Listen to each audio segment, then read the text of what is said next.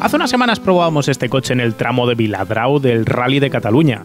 Lo tuvimos apenas 24 horas con nosotros, pero ya pude tantear que SEAT, o Cupra en este caso, lo habían hecho bien. Ahora tengo algo más de una semana de experiencia con él, incluyendo ciudad, carretera y curvas, y nos podemos tirar ahora a desgranártelo por completo. Yo soy Guille García Alfonsín, esto es Power Art con la energía de Total Energies. Y esta es una de esas pruebas muy esperadas, la del Cupra León de 300 caballos y tracción delantera. Hace unas semanas grabamos en el canal el Golf Club Sport, lo habéis visto ya, y hoy vamos a tener su hermano prácticamente gemelo, el Cupra León de 300 caballos, que comparte motor, transmisión, sistema back de bloqueo delantero, todos los elementos de la suspensión prácticamente. Pero antes de empezar a hablar de todos esos detalles, lo primero que quiero hacer es centrarme en el precio. El Cupra León de 300 caballos con el back, tal cual sale del concesionario, cuesta 40.810 euros de tarifa, sin incluir ningún tipo de descuento. El Club Sport, si hacéis memoria, costaba 47.130 euros. Hay una diferencia de 7.000 euros. Si nos vamos a la web de nuestros amigos de Kilómetros 77, que tienen un comparador que le das a un botoncito y te iguala el equipamiento, te vas a ir a una tarifa para este coche, igualando las partes de equipamiento que le faltan respecto al Golf Club Sport, de 44.200. Pero es que si le metes los opcionales que tiene este coche de serie al Club Sport, el Club Sport se va a 52.900. O sea que pasas de una diferencia entre los dos de 7.000 a una diferencia de 8.000. O sea que todavía es más marcado y abultada ese salto que tienes que dar para irte del León al Golf Club Sport para llevarte a cambio a casa prácticamente el mismo coche.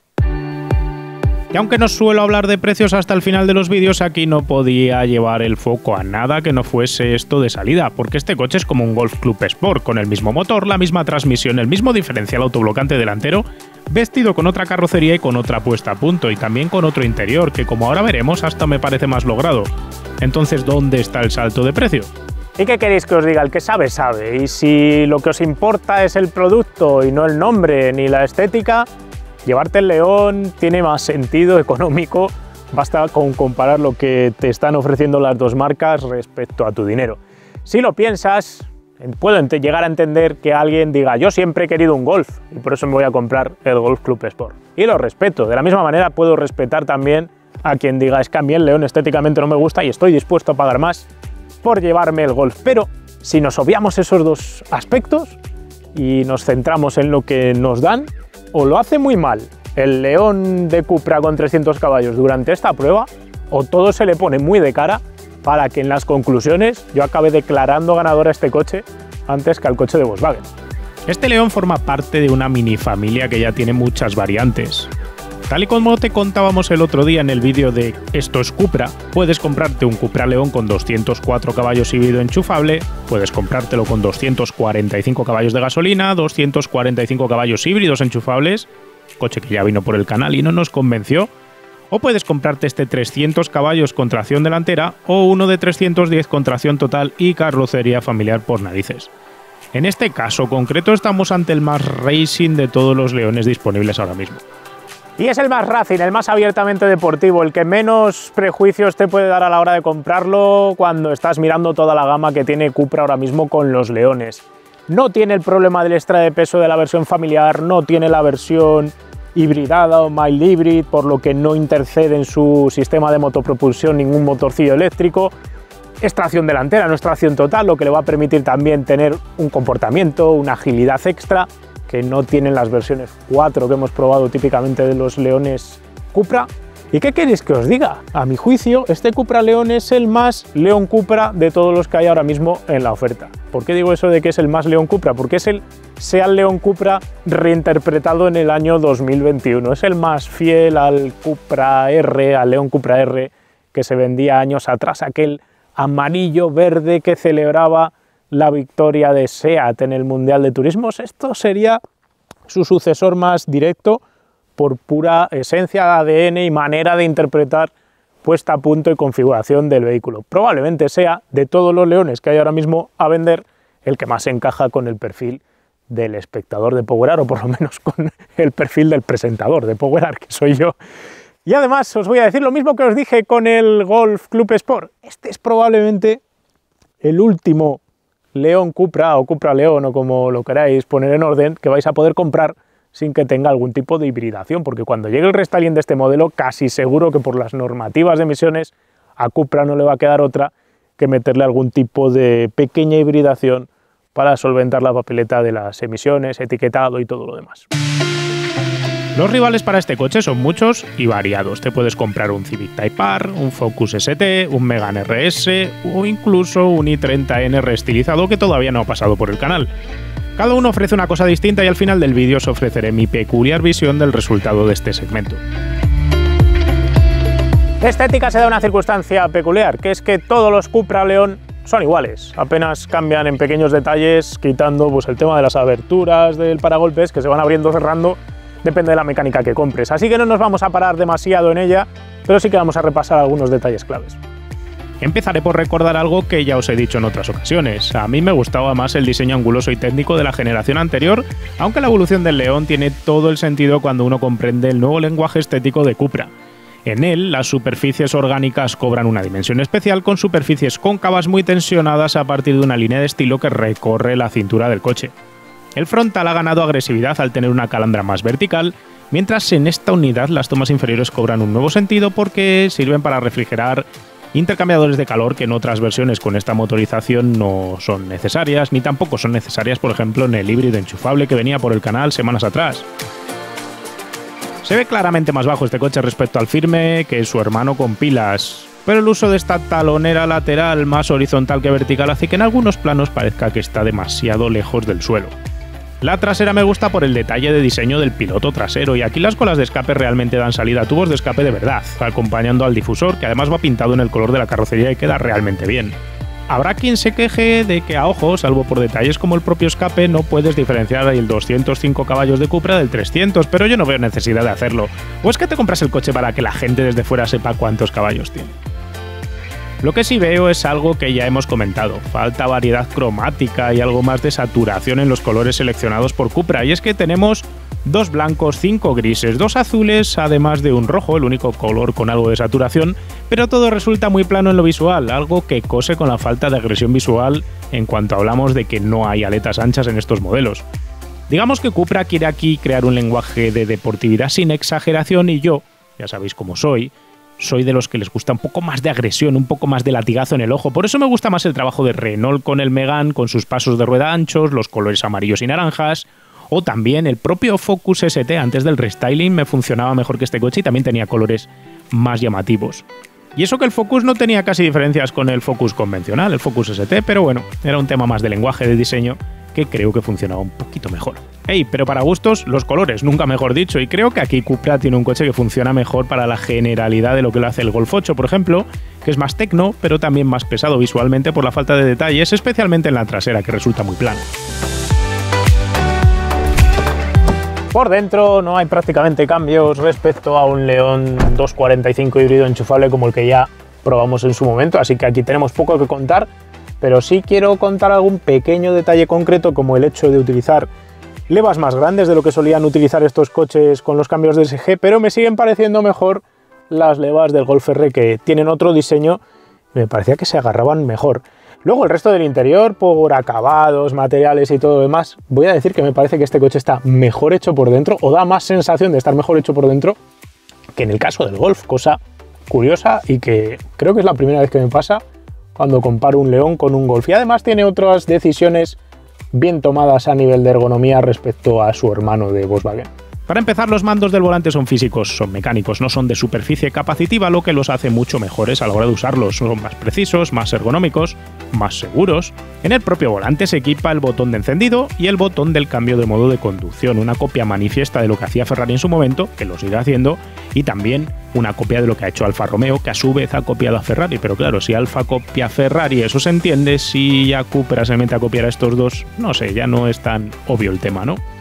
Y claro, eso también es más útil a la hora de cambiar el modo de conducción de lo que se utiliza en el Golf, que directamente tienes que irte por menús táctiles o botones táctiles, sean los del volante o sean los que están debajo de las salidas centrales de aireación.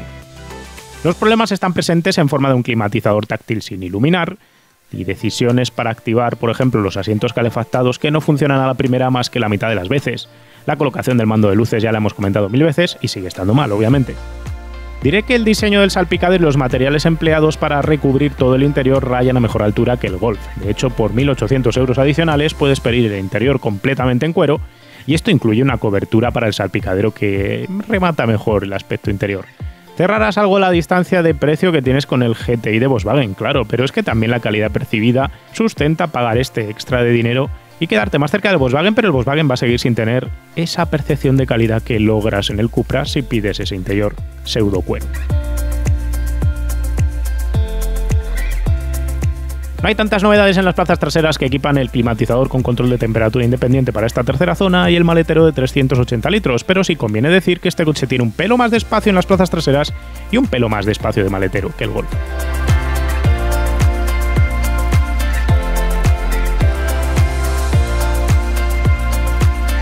Este coche es especialmente sensible a nivel técnico en cuanto al equipamiento que le montéis, a los opcionales que le pidáis, porque SEAT os ofrece pedir el coche con neumáticos semi-slick. Si los pedís, pagáis 1.400 euros y os van a dar el coche montado con unas Bridgestone Potenza Race, que en el caso de este coche, como ya se las han debido de gastar, pues las han cambiado por unas Pilot Sport Cup 2. Hemos probado las dos ruedas porque las otras las probamos en el tramo de Viladrau y estas las hemos probado aquí en nuestra carretera de siempre.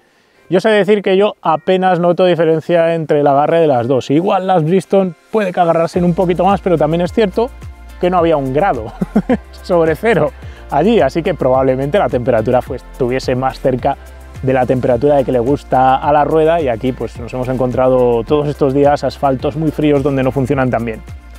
¿Pediría yo este opcional de 1.400 euros por neumáticos semi-slick? Una buena pregunta. Hay que reflexionar realmente qué tipo de uso le vais a dar a este coche.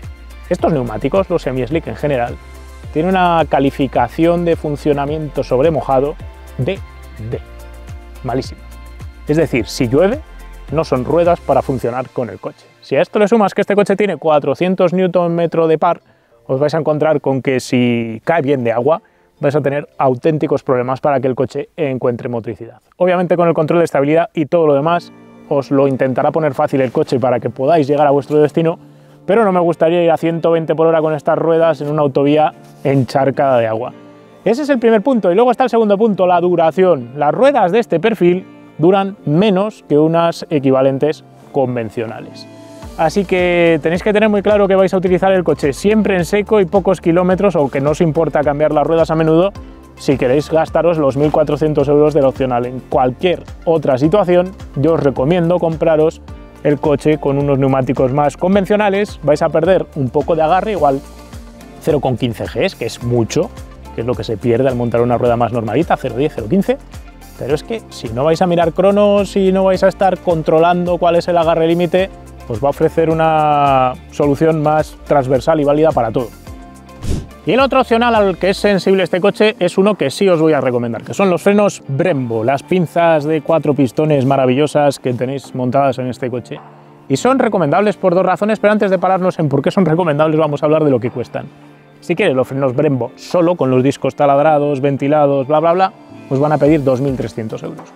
Si pagáis 3.000, os van a devolver a cambio frenos Brembo, pero también el equipo de audio Beats y el maletero de doble fondo para organizar la carga, que parece que es una opción más sensata porque así incluís 3 opcionales del tirón. ¿Por qué son recomendables estos frenos? Lo primero, por el tacto del pedal, luego voy a hablar de él cuando estemos conduciendo. Tiene un pedal más consistente del que el que vimos en el Club Sport, donde la pinza al final notas en el pie que la estás flexando. Aguantan también mejor el calor porque funcionan de manera más consistente, aunque estén calientes, siguen funcionando bien, tampoco te acaban echando humo. Pero sobre todo hay un truco del almendruco en todo esto, y es que los coches que llevan las pinzas Brembo llevan más caída en las manguetas delanteras. Utilizan las manguetas empleadas en el Golf R y en el GTI Club Sport, que están cerca de 2 grados de caída en el tren delantero.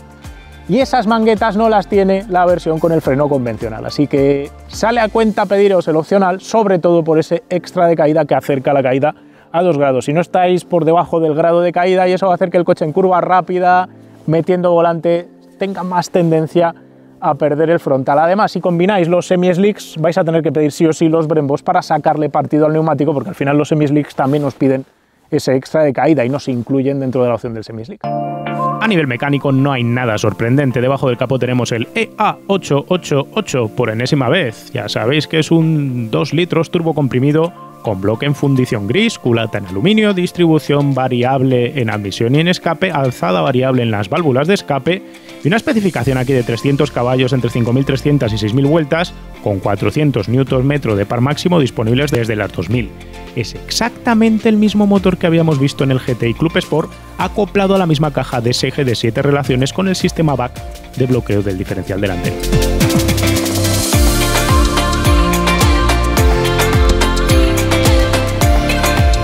Y con todo lo del motor explicado y con toda la parte que os he dicho de los neumáticos explicada, pues ahora lo único que vamos a hacer es mirar por debajo del coche para ver si tiene alguno de los trucos que esperáis aquí que se vean. Vamos a ver, para empezar, que tiene el subchasis de chapa de acero estampada y no tiene el de aluminio que sí tenía el Golf GTI Club Sport. Esto explica parte del extra de peso que tiene este coche, pesa 30 kilos más que un Golf GTI Club Sport. En parte, ya os digo, es por culpa de este subchasis. Luego podemos ver los brazos de suspensión de chapa estampada más sencillos no pueden ser y las manguetas de aluminio forjado que, como os he dicho, como tienen montadas las pinzas de freno de Brembo, pues tienen ese extra de caída. Podéis ver ahí la pinza de 4 pistones, por encima muelle amortiguador pilotado de 16 pasos distintos con el motorcillo ese, que eso es lo que cambia la posición de la válvula dentro y lo que va cambiando la dureza de la suspensión. Podemos ver también por debajo, vemos la caja de cambios, podemos ver aquí el acoplador. Esto es el BAC, el famoso BAC. Si os fijáis, la caja de cambios es la convencional, de la caja de cambios sale el par, cada una de las dos ruedas, y lo que hace esto es limitar la velocidad relativa entre las dos ruedas delanteras. Si una gira mucho más rápido que la otra, lo que hace es apretar unos discos que están aquí y frena esa velocidad relativa. Así que las dos ruedas se bloquean y funciona exactamente igual que un diferencial de rampas y discos. Lo único es que podemos bloquearlo cuando queramos con la electrónica y además podemos tener distintos niveles de bloqueo, es decir, apretando y soltando esos embragues, lo que se consigue es permitir cierta diferencia de velocidad, total diferencia de velocidad o ninguna si se acaba bloqueando, lo que va a ocasionar luego efectos colaterales en la dirección de los que hablaremos después. Tren trasero, pues el multibrazo que ya tenía la otra vez que levantamos el Cupra León. Lo único que hay que comentar aquí es que también tiene los brazos transversales con estos bushings, con estos bujes, son los mismos del Golf GTI Club Sport. No hay más novedades, si os fijáis las manguetas son de fundición gris, no son de aluminio, aquí en la parte trasera, cosa que sí que es distinta de lo que habíamos visto en el Golf. Otra explicación para tener algún kilo extra. Y también, hablando de explicaciones, pues hombre, montar aquí acero, montar las manguetas traseras de fundición, también sirve para ahorrar algún euro extra. Con el mismo grupo motopropulsor del Club Sport y un peso que es prácticamente idéntico, con 30 kilos de diferencia entre los dos, lo raro habría sido que este coche corriese menos que el Golf de manera marcada, y claro, no lo ha hecho. Hemos logrado el 60-100 en 2,4 segundos y el 80-120 en 2,9, que son cifras idénticas a la décima con el Golf. Donde este coche ha destacado es en el aislamiento sonoro, ya que a pesar de montar semi-slick se ha quedado en 69 decibelios a 120, lo que mejora marginalmente lo que medimos en el Golf, por un decibelio, siendo coches relativamente silenciosos en ambos casos. Con unas ruedas menos ruidosas, además supongo que todavía podría bajar más, aunque parece que el ruido que detecta el sonómetro ya solo tiene que ver con rugido aerodinámico. En cuanto a consumos, para dejar ya todas las cifras aquí cubiertas y no dejarlas para más tarde en la prueba, sí hemos notado a este coche algo más gastón que el Golf. Supongo que por el calzado, aunque ya en homologación homologa 0,3 litros más que el propio Golf GTI Club Sport, diferencian que en nuestro caso se ha ido a algo más de medio litro extra. No es una diferencia como para determinar nada, yo no dejaría de comprarme el coche por gastar medio litro más que el Club Sport, pero me parece curiosa. Lo más relevante a mi juicio es que, a pesar de compartir todo el esquema mecánico con el Golf GTI Club Sport, este coche se siente distinto y eso me parece un logro en sí mismo, porque yo soy de esos que os llevo contando cómo lamento el hecho de la pérdida de la variedad tecnológica, el hecho de que todos los coches compartan plataformas entre ellos, pues al final nos quita un poco de picante y de poder encontrar coches distintos. Así que me parece digno de aplaudir que las personas que se dedican a poner a punto los modelos específicos de cada una de las marcas sean capaces de meterle un sabor distinto a cada uno de los coches y además que ese sabor sea consistente, porque una de las claves, vamos a decir, que tiene este aparato es que sabe a Cupra y sabe a SEAT. Tiene ese tacto de mandos y de dirección característico de los coches puestos a punto en Martorell y eso me parece un aspecto positivo en un mercado donde cada vez tenemos menos variedad técnica. Así que todo lo que sea ver diferencias, aunque sea de tacto y puesta a punto, nos abre un poco el campo a la hora de elegir qué coche nos queremos comprar.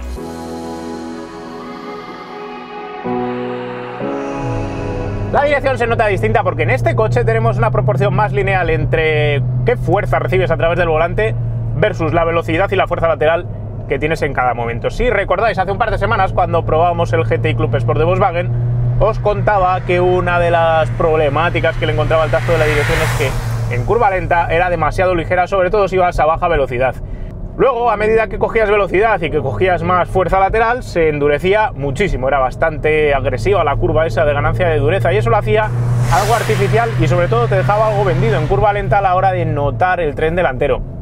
Aquí los ingenieros de Cupra, la puesta a punto que han elegido es mucho más SEAT, mucho más Cupra, vamos a decir, mucho más de lo que suelen hacer en Martorell, y se nota desde el primer momento porque tienes una progresión mucho más lineal, así que tienes más carga a baja velocidad de la que teníamos en el Golf, lo cual lo hace más predecible y da más control a la hora de pasar curva lenta con fuerza lateral elevada, y luego a medida que gana velocidad no se endurece absurdamente a toda pastilla hasta el punto de parecer que se está quedando como agarrotada.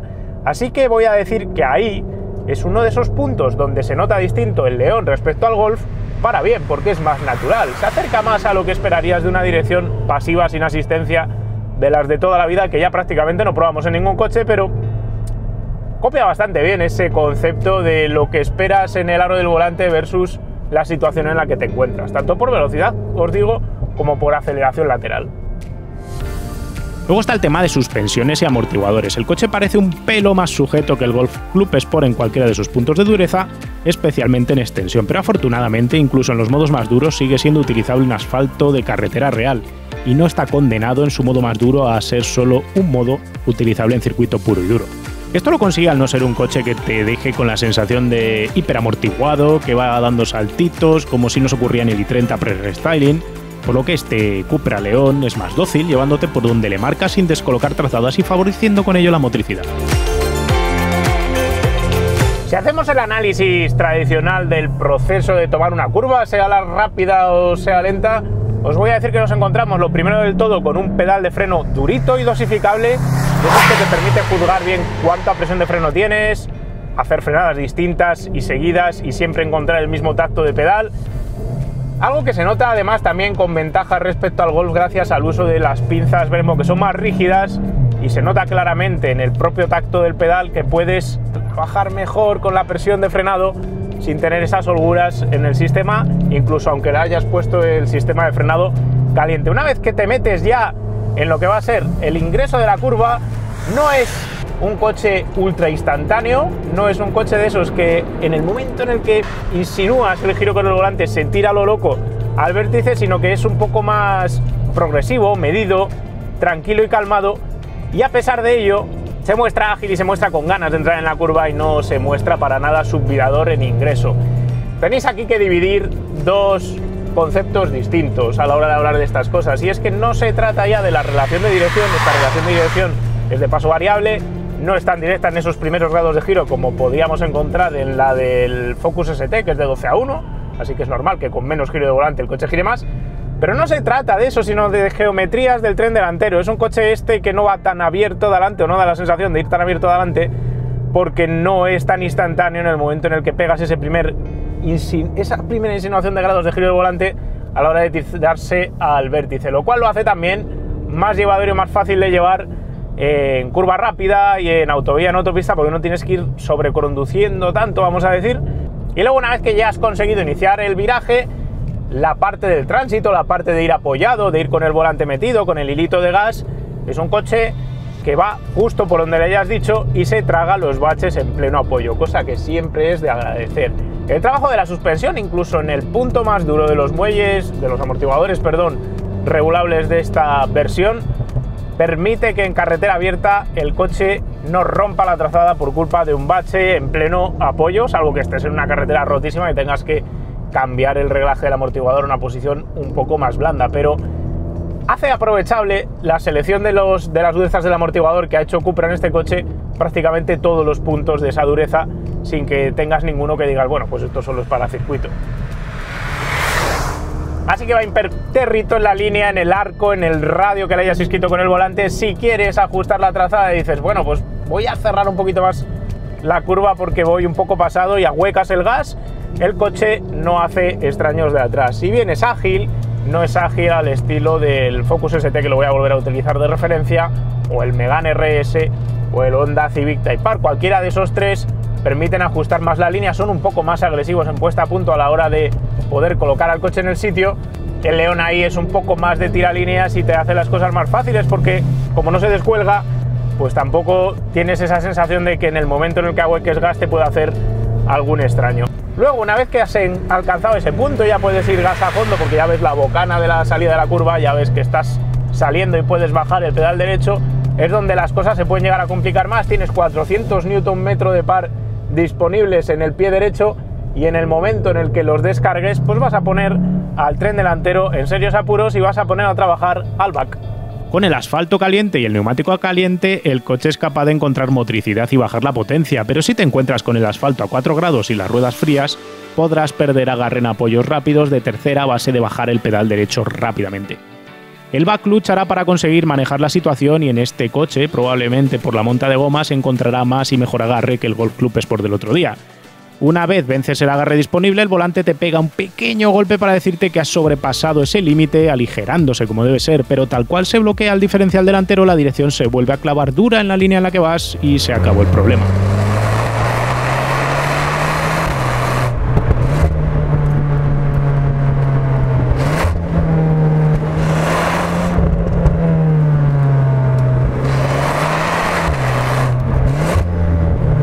Es esta una sensación que hemos encontrado en todos los coches que llevan acoplador delantero de este tipo, sea el i30N, sea el Focus ST, o sea cualquier coche del grupo BAC que lleve back. Y es que en el momento en el que entra en funcionamiento el sistema, no hace lo que haría un sistema con diferencial autoblocante de rampas y discos de toda la vida.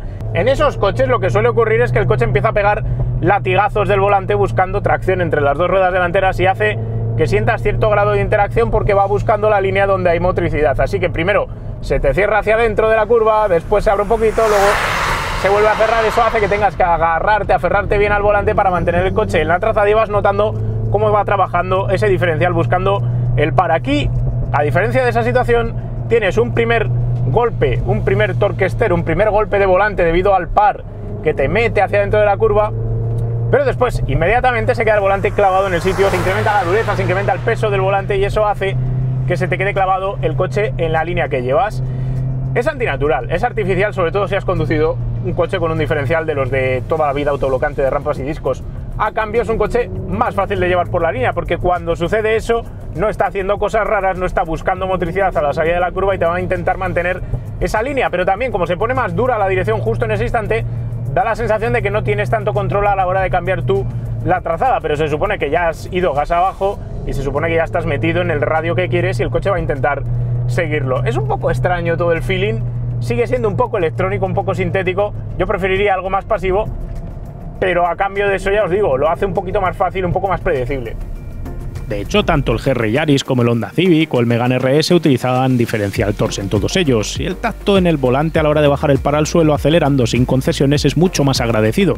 No tiene latigazos a los lados por la propia esencia del diferencial, y nos va metiendo más hacia el interior de la curva gracias al hecho de que el propio Torsen es capaz de enviar más par a la rueda externa si tienes la interna ya deslizando. Claro, con el back y sistemas electrónicos similares tienes un dispositivo externo que no se monta dentro de la caja de cambios, por lo que es más interesante a nivel de costes de producción, y también permite jugar con más cosas a la hora de programar el sistema. Además, se puede bloquear con distintos pares y hacerlo funcionar con más rapidez que un Torsen, donde hay que ir realmente fuerte para que empiece a funcionar. Pero si me preguntas con cuál de estos dos sistemas me quedo, cuál me gusta más por puro tacto, yo voy a decirte que el Torsen para mí es, sin duda, mejor.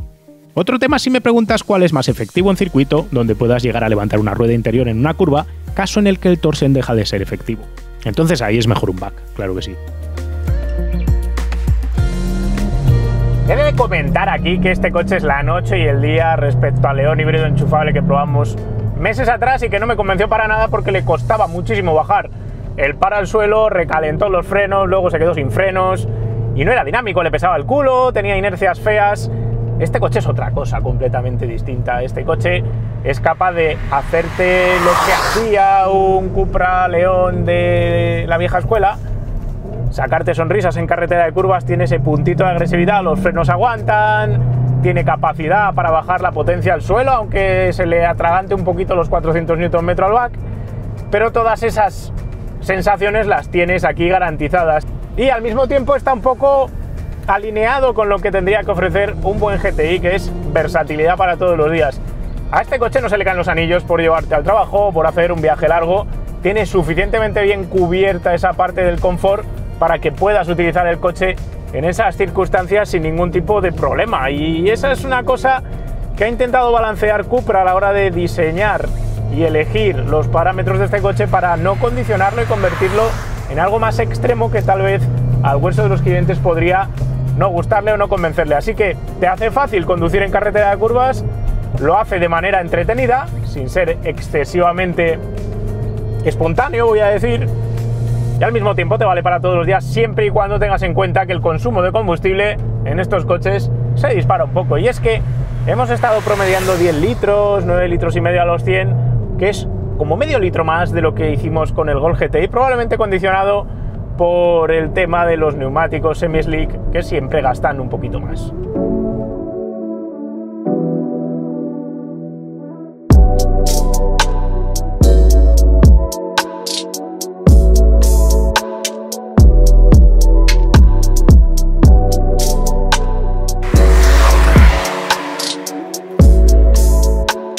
En el juego de los compromisos yo creo que Cupra lo ha abordado con el León, pero eso le ha obligado a dejarse algunos puntitos extra en cuestión de agilidad. Si vemos este coche como lo que tiene que ser, como Super GTI, como coche versátil para todo, para todos los días, en cualquier circunstancia, me parece que aciertan. Luego lo ves los neumáticos y dices, pues si le has puesto estos neumáticos igual ya no cose tanto con esa idea de versatilidad total. Si lo comparamos con el Focus ST, en el Focus ST tenemos un coche que entra con más ganas en las curvas, que luego lo puedes ajustar más en el apoyo y que tiene un motor con más personalidad y algo más de pegada a medio régimen. Luego arriba se desfonda más que el EA888 y gasta más combustible el 2.3 del Focus que este coche, pero si me das a elegir entre los dos, yo me quedaría con el Focus ST, y eso que es más cansado para viajar, un poco menos cómodo, está peor hecho por dentro, cruje, pero también es un poco más barato, aunque no tenemos la tarifa de precios del modelo del restyling, y habrá que ver también si con el restyling ha perdido alguna de las características clave que hacían que ese coche a mí por lo menos me gustase más. Este coche está más orientado hacia la puesta a punto tradicional de un coche alemán a nivel de suspensiones, porque va más aplomado en el asfalto y cuesta más soltarlo para buscar ese extra de agilidad, y el Focus tenía más sensación de ir pudiendo dejar moverse, sobre todo en los tránsitos de las curvas. Podías descolgarlo de atrás, podías jugar un poquito más, y ese es el extra que le encuentro yo al modelo de Ford respecto al de Cupra. Frente al Megane RS Trophy y el Civic Type R, el León juega otra cosa, sinceramente. Ambos son más radicales y extrovertidos, más instantáneos y enfocados en el disfrute. El Honda mantiene algo más de compromiso con la usabilidad de diario, pero a ambos les veo un perfil de cliente menos todo uso de diario. El dueño de un León 300 lo ve haciendo más kilómetros de autovía y de ciudad, con menos cansancio y con menos estrés, a costa de perder ese puntito de interacción final. Sí que quiero decir del Focus que lo que no me gusta respecto a este coche, y este coche consigue bordarlo, quedar mejor en cuanto a conducción dinámica, es el tema de los frenos. Si recordáis, cuando probamos el Focus ST, me quejé de su bomba de freno controlada electrónicamente, que no daba todo el tacto que debía, y acabamos con una fumata blanca que Diego recordará en ese coche, que yo creía que el coche seguía frenando, que todo iba bien con el pedal, y cuando paré pues tenía los frenos a la temperatura de la superficie solar. Aquí ni tienes ese problema de calentamiento y tienes mucho mejor control del pedal de freno, no tanto por potencia, no tanto por dosificabilidad, sino porque en la planta del pie notas lo que están haciendo los frenos. Luego está la comparación con el GTI Club Sport. Os lo he dicho al principio de este vídeo, con la diferencia de precio que hay, prácticamente lo tenía que hacer muy mal Cupra para perder esta comparación. Y es que hay una diferencia del 20% a igualdad de equipamiento. No solo es un tema económico, el tacto de dirección de este coche me gusta más, el tacto de los frenos me gusta más cómo inicia el viraje, me gusta más la poca ajustabilidad que tiene un poquito más de ajustabilidad este coche, me gusta más la elección de neumáticos también y de geometrías. Por tanto, es que me gusta también el hecho de que el volante tiene mandos físicos, me gusta el ambiente interior más que el del Golf. Solo la estética, que no me termina de entrar de ninguno de los dos, podría ser una razón para no terminarme de convencer, pero es que están los dos coches en el mismo plano, así que os voy a recomendar siempre el Cupra León antes que el Golf GTI Club Sport. Incluso si lo pensáis, un Golf GTI con su tarifa de precios convencional ya empata con este coche y se deja por el camino 55 caballos. Para todos los que me habéis preguntado si mejoraba la generación anterior, si era sensiblemente más rápido o sensiblemente mejor a la hora de pensar o si cambiar un modelo por otro, pues hombre, este coche se nota que es más rápido, tiene mejor paso por curva, le pesa menos el morro, no sé cómo lo han conseguido, pero entra mejor del tren delantero, probablemente las geometrías ahí también ayuden, pero no veo una diferencia de la noche y el día. Quiero decir, si estás eligiendo entre comprarte uno de la generación pasada y este, os voy a decir que os compréis este, pero si tienes el de la generación pasada, no creo que sea necesario, por la diferencia evolutiva del modelo, pensar mañana vender ya el que tenéis para compraros inmediatamente este, porque no os estáis perdiendo gran parte de la película. Si me preguntáis por hablar aquí del i30N, hasta que no probemos el restyling es difícil de opinar, porque habrá que ver qué cambios dinámicos tiene. Pero si tomo de referencia el modelo que ya probamos, el del pre-restyling, para mí el balance no estaba bien logrado. Era, como os dije en su momento, un coche que estaba sobreexcitado, le costaba encontrar agarre, era hiperactivo, era rebotón, y esa situación hacía que diese muchas sensaciones, pero luego no funcionaba, no fluía por la carretera, no era capaz de bajar la potencia al suelo. Digamos que pretendía darte sensaciones estilo Megane RS, pero luego le faltaba ese control, esa fluidez, esa sensación de trabajar acompasado con la carretera. Eso sí, adrenalina da, por sensaciones, por sonido, y es claramente más barato que todos sus rivales. Concluyendo todo esto, para mí el Cupra León es el mejor exponente del Super GTI versátil para todo. Si nos dividimos el mercado en zonas, os voy a decir que yo soy más de Focus ST, de Megane RS y de Honda Civic Type R. Civic Type R y Megane RS son claramente más caros que este coche, así que los vamos a dejar en otra esfera. Y falta saber el precio del Focus, como os decía hace un rato, que sería mi elección, pero sigue siendo demasiado rudo tal vez para muchos de vosotros si buscáis una opción versátil. De otras opciones versátiles, siempre compraría este coche antes que el Golf y siempre compraría este coche antes que el i30N de Hyundai, que todavía tenemos que probar la versión reestilizada, pero si nos quedamos con la del pre-restyling, creo que este coche está más conseguido como coche para todo, aunque el Hyundai tenga más sensaciones. Bueno, Cupra León, ¿encontraremos alguno en nuestro patrocinador Wallapop a vender con el motor de 300 caballos? ¿Veremos mucha diferencia de precio con versiones anteriores? Pues vamos a verlo. Cupra León. Vamos a buscar. Del último año, lo que pasa es que como ya se meten como marca Cupra, pues la verdad es que aparecerán pocas unidades de generaciones anteriores, aunque alguien lo ha metido aquí de una manera que no se corresponde. 40.500 euros es lo que valía el 300 caballos que hemos probado, más los opcionales. Y ya veis que aquí directamente por 40 tenéis los híbridos enchufables, que hay unas cuantas unidades. ¿Por qué hay más unidades de híbrido enchufable que de otra cosa? Es sencillo de entender. Estas matrículas priman en cuestión de CO2 y entendemos que también tienen otro tipo de demanda.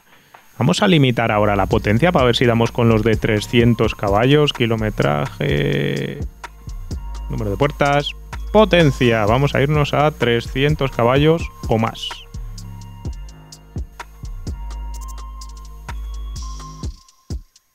Tenemos uno de la generación actual, pero aquí pone, sí, 35.700. Este tiene buena pinta en precio. Uno de la generación pasada. Uno de carreras, 1.500 euros. Se acabó, no hay más. O sea que solo tenemos esta oportunidad, supuestamente de 300 caballos de SG, full LED, bla bla bla. 2.900 kilómetros, 35.700. La verdad es que este coche, por precio, está muy bien. Habría que investigar un poquito más sobre él, pero la realidad es que está 5.000 euros por debajo del precio original del coche, estando ya matriculado en Castellón de la Plana. El chollo que hemos encontrado hoy en Wallapop. No hay más unidades de ese tipo. Tenéis ya de la generación pasada y ya os vais a 33.000, que hoy por hoy, e igual por igual, pues estáis ahorrando 7.000 euros respecto a la versión actual, pero llevándose un coche con 30.000 kilómetros. Yo iría por el nuevo, clarísimamente. En fin, esto es todo lo que os queríamos contar del Cupra León de 300 caballos tracción delantera. Hoy por hoy no tenemos intención de traer el de tracción total con carrocería familiar, porque si no ya nos saturamos de traer el mismo coche con distintos sabores, entre Golfs y Leones y todo lo demás. Si os queda alguna duda, queréis contarnos alguna cosa de este coche o nos la queréis preguntar, la podéis dejar en los comentarios. Si os ha gustado el vídeo, dejadnos un me gusta y nos vemos pronto con otro vídeo de otro coche, que no tengo nada más que contaros. Un saludo. ¡Hey! Recuerda que puedes lucir tu amor por PowerArt con las gafas, gorras, camisetas y sudaderas que ha desarrollado Kimoa para nosotros. Las tienes disponibles todas en www.kimoa.com.